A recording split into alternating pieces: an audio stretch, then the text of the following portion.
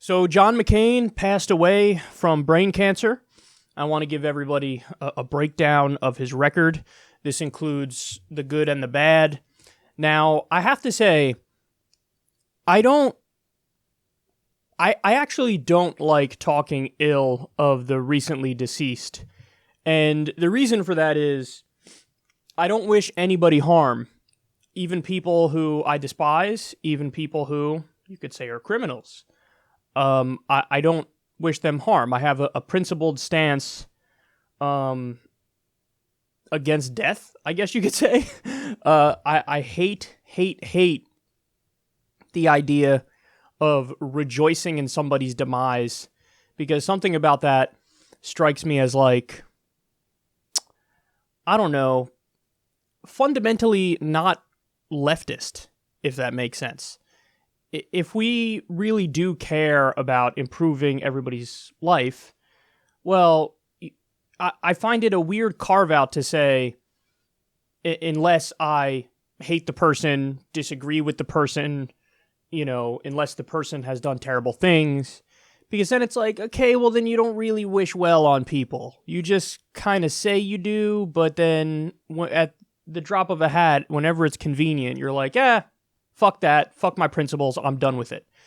So, and also, of course, because of the family thing and yada yada. I mean, it's just a weird thing I have where I don't like the idea of speaking ill of the recently deceased. Now, at the same time, I value truth above all else, so it's like, how do you balance the first thing with the second thing? The second thing being, if you take an objective look at his record, it's not that good. And the thing that makes it more annoying is that the over-the-top worship of McCain, which is happening right now, that's inherently political. So when people say, oh, you're not allowed to, talk bad about John McCain, I mean, the response to that is, well, then nobody should really be able to talk good about him and have this overwhelming, feeling of gratitude and call him an American hero and act like this is a statesman. I've seen so many over-the-top tweets. I mean, one, Anna Navarro was like, the idea of John McCain and Aretha Franklin in the freshman section of heaven together kind of makes me smile. It's like, what the fuck are you guys talking about? So, it is inherently political if you're going to take somebody like John McCain and then after his death act like, oh, his record is tremendous, it's amazing, he's an American hero, and this is the kind of person that all the politicians should aspire to act like. You don't get to say that and then turn around and go, but you can't disagree with him and bash him. Because then what you're saying is, his politics are being held up, and you cannot say that they shouldn't be held up, or, you're tasteless, you're an asshole. Well, no, because if you're going to say good things, then people need to be allowed to say bad things as well and try to point out things that are just not good in his record.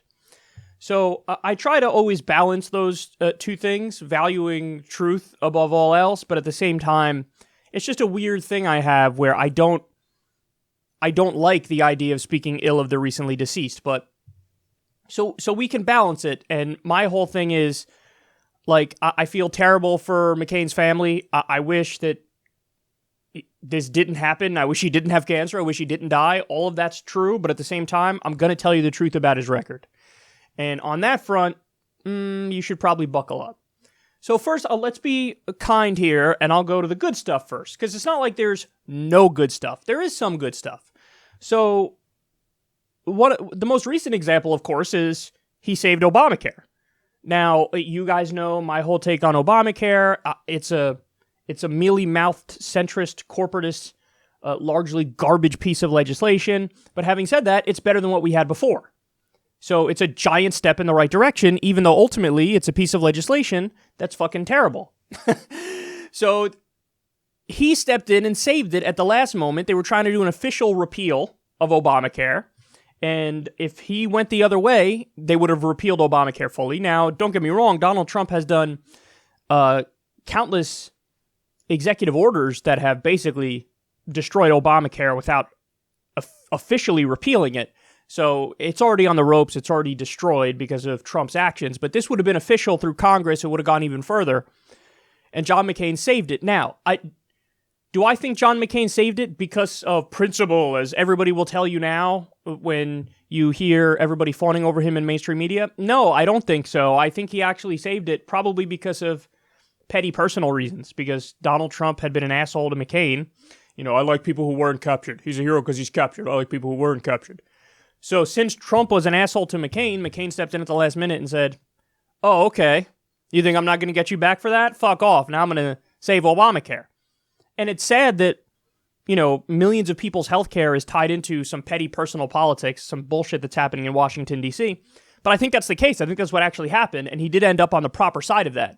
So I'm not saying he did it for ideological reasons, because I don't think he did, but either way, the effect of what he did was, oh, you're actually helping a lot of people. So that's the most recent example of him being a maverick. Overall, I don't think he's a maverick overall, but there were little examples here and there where you go, okay, at least he's different than the total run-of-the-mill Republicans who are basically down the line horrendous. And I mean, of course, the Republicans in D.C., the politicians. Okay, the second positive thing is he was in favor of campaign finance reform. Some of you may remember this, others may not. McCain-Feingold. Well, don't get me wrong, that's another one of the, it's kind of like Obamacare, and then it's a mealy-mouthed centrist bullshit piece of legislation, but again, it's better than what we had before. So at least you can give him credit for at least acknowledging that, hey, yeah, money in politics is probably a problem. Now, at the same time, you don't give him that much credit because it's not like he didn't serve his donors. He served his donors dutifully. So you're only given half credit here, but again, at least he was in favor of some kind of reform for campaign finance reform. The bare minimum, let's say. And then there's one personal aspect of him and one policy aspect of him that deserves the most credit. The personal aspect is that when he was captured in Vietnam and tortured, he was offered, hey man, his dad was a powerful person, and so as a token gesture, his Vietnamese captors said, okay, well, we're going to release you. And McCain basically said, no, you're not releasing me unless you release everybody that you have in custody. And so he ended up staying there for, I think it was over 5 years.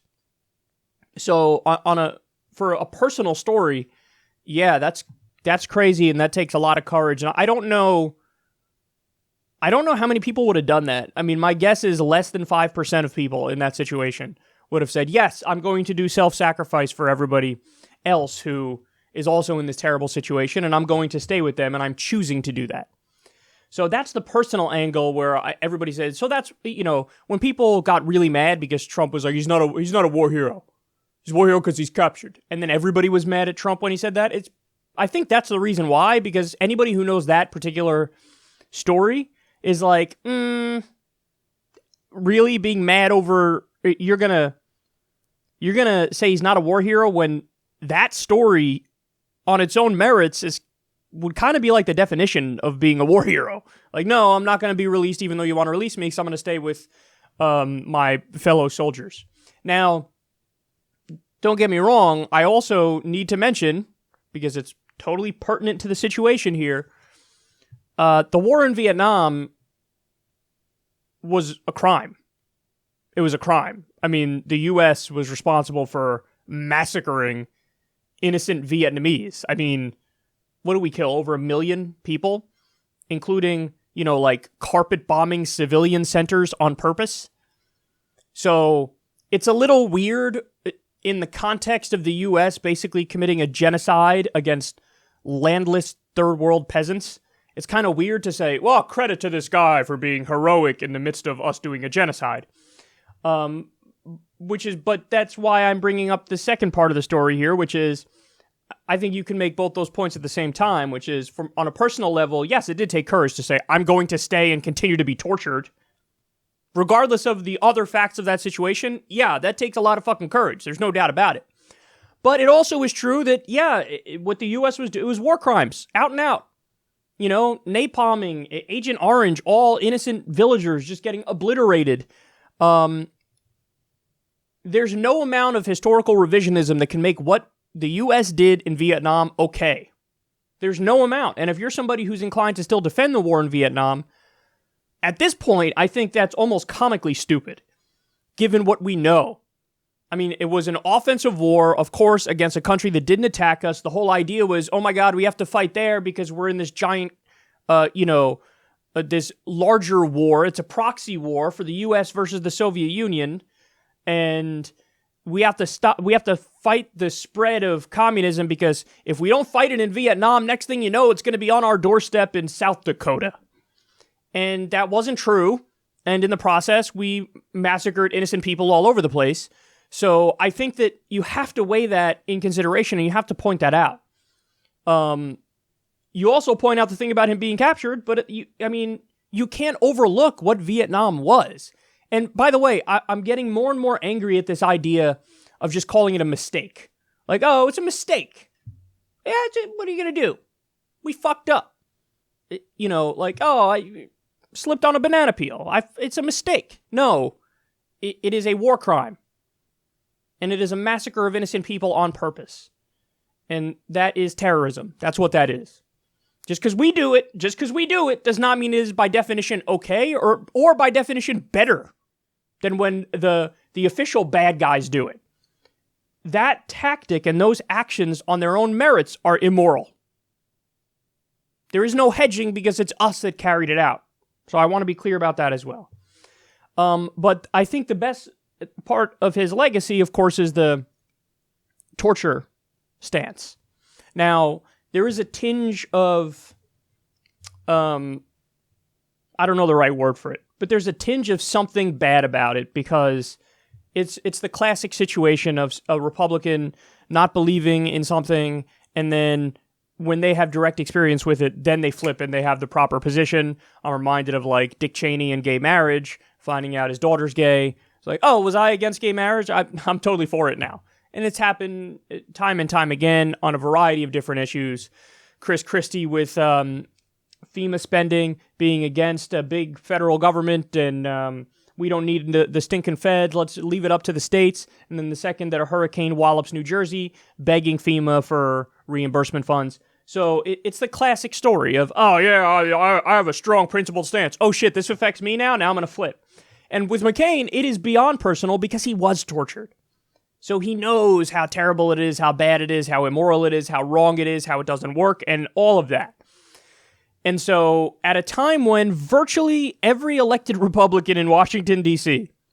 was like, oh, we're now for torture. And not only that, we're going to be weasels about it and lie about it and say it's enhanced interrogation and it doesn't count as torture, even though we literally got our techniques from a communist Chinese manifesto on how to torture.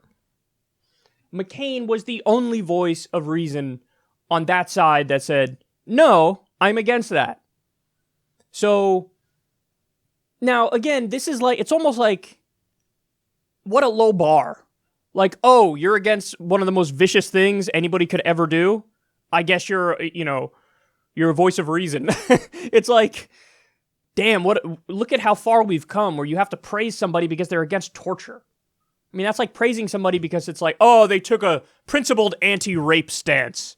It's like, but that's the default. You should be on that page. I mean, what the fuck are we talking about here?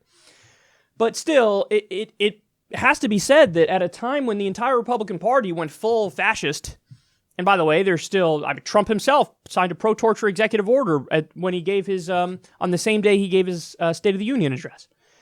So at a time when they've all gone nuts, he's like, no, I disagree with that. That's wrong, and here's why that's wrong. And he's giving countless speeches in the Senate on this exact issue, and he's crystal clear about it. So that he deserves credit for. Now, that's the good. I think I've been very kind in laying out the good. Now it's time to get to the bad. So first of all, he picked Sarah Palin for his VP. This is an easy one. This is what everybody's pointing out. And the reason why this is so egregious is because for a guy who is held up as like, oh, he's a maverick, he's the ultimate non-political actor, he's a principled man, you don't get to hold that guy up and give that argument when he did the ultimate in political maneuvering by picking Sarah Palin to be his VP. You think he didn't know that she's not all that bright? You think he didn't understand that she wouldn't make a good president? And by the way, he was old as hell even back in 2008. So there was a chance he would die in his time in office if he were to win the election. And he would be handing the country over to Sarah Palin. So the thing that's so amazing about that is it basically immediately blows up all of the mythology surrounding McCain. He's above politics. He's a maverick, which is why he did the ultimate political move and picked Sarah Palin. And the reason he picked Sarah Palin is he understood, oh, okay, well, I'm an old white man.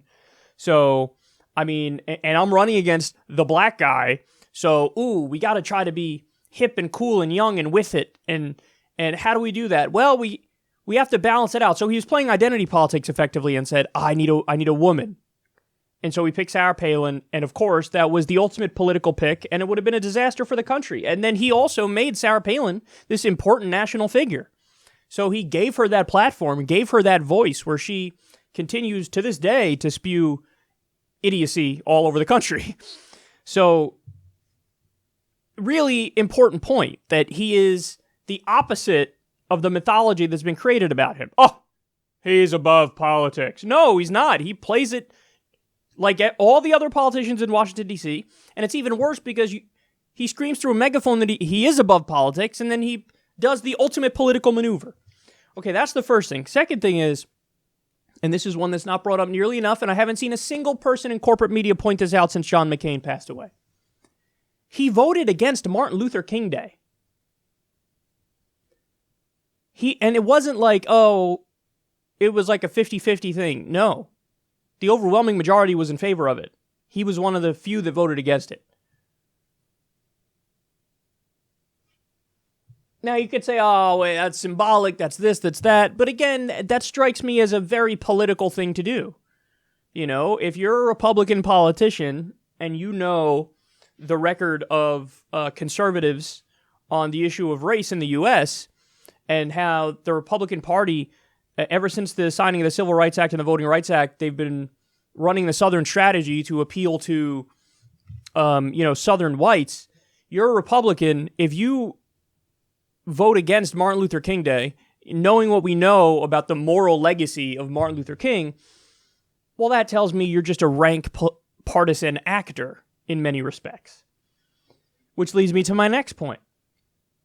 Jake Tapper pointed out, he's polar opposite, quote, polar opposite of Donald Trump, and that's why he's getting so much praise these days. But he voted with Donald Trump 83% of the time. That's a real number, 83%. 538 tracks in the age of Trump what percentage a given politician votes with Trump. 83% is tremendously high. And by the way, some of those votes where he disagrees with Trump, I would say Trump is right. Like, I think McCain was for TPP. Trump, of course, pulled out of TPP. And by the way, he's still slipping in provisions of TPP into the renegotiation of NAFTA, which they're actually announcing right now, the renegotiation of NAFTA, as I speak right now to you. But so it's not even like where he disagrees with Trump, he's being a real maverick and that he's taking a moral stand. No, sometimes he's actually on the wrong side of it. So, and it's mixed. Sometimes he's right, sometimes Trump's right in the areas where they disagree. But when you agree with him over 83% of the time, you're not polar opposite. Now, some people pointed out to me on Twitter, and I knew I was going to get this response. Yes, but you have to understand that when we say he's polar opposite, we mean in temperament, we mean in civility, we mean in decorum. And my response to that is, then you're a sucker, because politics is not about if you're a mean tweeter or a nice tweeter. Politics is not about if you can give a wonderful, soaring, rhetorical, flowery speech. In fact, the whole point of those speeches is to divert you from the substance, which is how they're actually voting. So if you're willing to weigh, in an equal basis, their policies versus how they sound when they talk, well, you're begging to be misled. Because, of course, George W. Bush gave lovely speeches while he was bombing babies in Iraq. Does that mean, well, the bombing was wrong, but the speech was nice, so we give him a grade of like a C? No! That's not You don't balance those two things. And then furthermore, it's actually not even true that, hey, he has decorum. Because McCain is known for having a very short fuse and a shitty temper. So it's not even true, even if I grant you the argument that we should care as much about decorum and civility versus policies. But I don't even grant that, because you shouldn't. The voting record is all that really matters. And it drives me crazy that some people are willing to overlook that for the bullshit angle of politics, which is the diversionary tactics of what they say. I mean, you should never trust what a politician says. Ever. Ever. Go to their voting record. That's how you know what they're really about. Then, now we get into the worst of the worst. That was just the appetizer for the bad stuff. But he voted for the Patriot Act. Unacceptable. Nobody gets to say they love the Constitution if they also voted for the Patriot Act, because that is diametrically opposed to the Constitution. You don't believe in due process. You don't believe in protection from cruel and unusual punishment. You don't believe in right to privacy. You don't believe in the government needing to get a warrant before they spy on you. So you don't get to say, I believe in the Constitution, and then vote for a piece of legislation that effectively overrides the Constitution and goes in the other direction. Nothing pisses me off more than that, because oftentimes the people who scream about being constitutionalist the most are the ones who voted for the Patriot Act, which destroys that whole notion, because you're the opposite of what you say you are. He voted for tax cuts for the rich, time and time and time again. So he doesn't get to say, oh, I care deeply about the deficit, and I'm for the little guy. No, you don't care about the deficit, and you're not for the little guy, because you keep voting for rich tax cuts.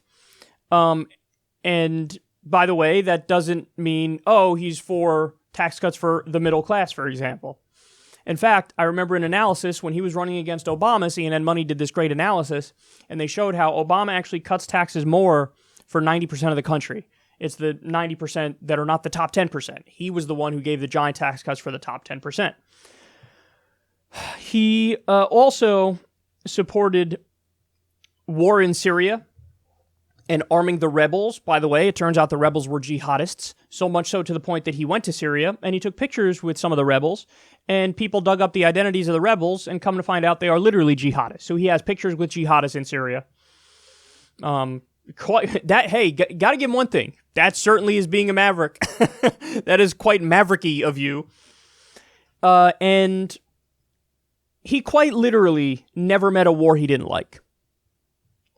I don't know a single high-profile instance of there being a national conversation and this giant propaganda push to go to war with country X, and he wasn't one of the loudest voices in favor of going to war with country X. And I think that's the heart of the problem with John McCain, is that he's the ultimate neocon war hawk. And look at the fawning reverence mainstream media is giving him right now, and mainstream politicians are giving him right now. And it's not just people on the Republican side. Barack Obama released a long statement about how John McCain is such a hero. Joe Biden, same thing. And corporate media in the U.S., which remember is supposed to be adversarial to power structures, they're basically doing a giant PR campaign and propaganda campaign in favor of John McCain right now. So in other words, here's why that trick is so dirty and wrong.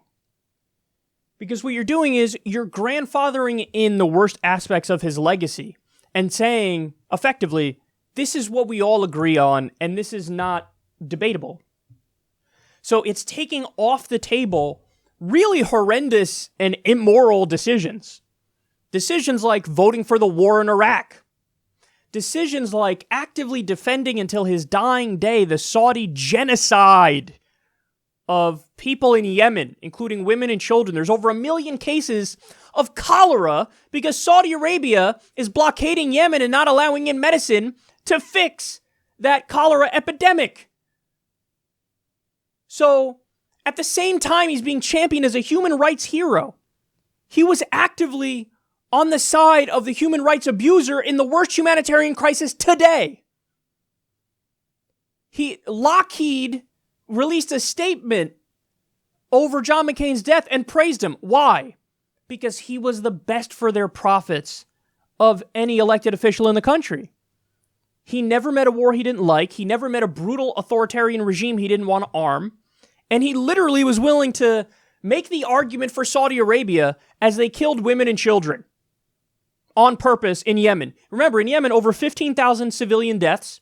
They've bombed mosques. They've bombed open-air markets. They've bombed hospitals. They've bombed schools. They bombed a school bus recently with, 40 children or more on it? And all these people are being massacred with U.S. weapons.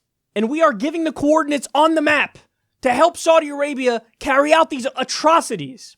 By the way, Saudi Arabia is bombing Houthi rebels. They're Shia. They're also arming on the ground with our weapons and money, by the way, Sunni militias who are fighting the Shia Houthi rebels. Those Sunni militias include Al-Qaeda. So as John McCain is willing to, as the media is propping up John McCain as some human rights, hero, and acting like, he's such a moral character, till his dying breath, he supported a literal genocide in Yemen. And see, that's why this is so wrong, how it's nothing but wall-to-wall positive coverage. Because now, when you praise him relentlessly, what you're doing is you're normalizing American empire, imperialism, atrocities. What you're doing is you're saying, okay, we all agree on that part. We all agree that we should have invaded Iraq. We all agree that bombing Iran is a good thing. We all agree that we back Saudi atrocities. We all agree that we back Israel's permanent occupation and apartheid. We all agree. We all agree on bombing all these different countries that McCain supported intervention in. We all agree. We all agree that the 900 military bases are awesome. We all agree that wasting $100 billion a year to maintain those military bases is awesome. We all agree to that. So, and if you dissent to that, now somehow you become tasteless. So I'm tasteless. I'm the asshole for saying, hey, I feel bad that McCain died. You know who else I feel bad for? All the victims of the atrocities that McCain actively supported. But listen, fact of the matter is, and it's the brutal reality here, to mainstream media, the lives of Yemeni babies, the lives of Iraqi mothers, the lives of Vietnamese civilians, they don't really count. Because if they did count, you would at least have to, pump the brakes a little bit on your fawning adoration of McCain. At least a little bit. And they're not. So this is the normalization of American exceptionalism and imperialism. It's like, okay, we all agree on that. And then, hey, sure, you could have disagreements. Hey, maybe he was for some things that were mistakes, but he is a hero, and he should be held up that way. I disagree. I really disagree. Again, I don't wish harm on anybody. And I feel bad for McCain's family, and I wish he didn't get cancer. I wish he didn't die. I don't want that. I wish only good things for everybody. I really do. And I don't like this idea of dancing on his grave or something. I'm not doing that. I mean that I never wished him harm. I don't wish anybody harm. I don't. And I think it is kind of gross when people go over the top and they're like, fuck him, that kind of thing. But facts are facts, man. And a lot of people are not discussing these things. And mainstream media 100% is ignoring these things. And I think that's unacceptable because this is inherently political to praise him as a hero. Because then what you're saying is when we commit the war crimes, when we offensively invade countries and break international law, when we literally support genocide, doesn't count. And in fact, it's even worse than that. It's awesome. You can be a hero if you do those things. That's a terribly, terribly biased perspective. It's a dumb perspective, and it's one that merits a strong counter argument, and I wish more people would make it.